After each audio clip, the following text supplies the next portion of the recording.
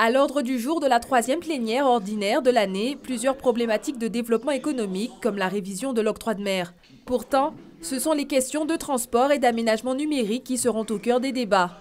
Le développement et la coordination des infrastructures de transport est l'une des priorités de l'Assemblée plénière. Comment trouver un bon équilibre entre la voiture individuelle et, si j'ose dire, les systèmes de transport collectifs? Comment en même temps coordonner le développement des transports terrestres routiers, mais les transports maritimes, les transports aériens et tous les autres modes alternatifs de transport. On les appelle les modes doux. La bicyclette, le fait de marcher à pied, bref. Comment faire ça?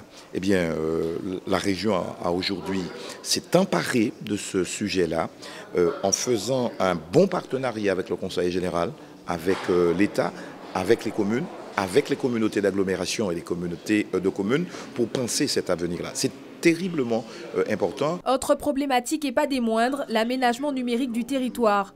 Aujourd'hui, il s'agit pour les élus régionaux d'apporter une réponse à l'évolution des usages et des services liés à Internet, afin de garantir une continuité territoriale numérique dans l'archipel et tendre vers le haut débit à des coûts pertinents.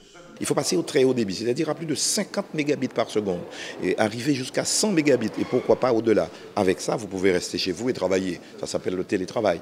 Avec ça, vous pouvez rester à Paris et faire de la télémédecine, faire une opération à cœur ouvert.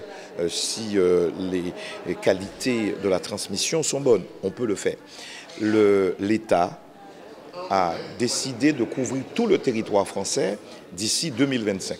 70% du territoire d'ici 2020 et 100% d'ici 2025. Nous ne pouvons pas être en retard. Nous sommes l'une des premières régions à initier ce schéma, ce SCORAN, le schéma de cohérence régional de cohérence d'aménagement numérique. Pour ces enjeux économiques, l'engagement financier est colossal.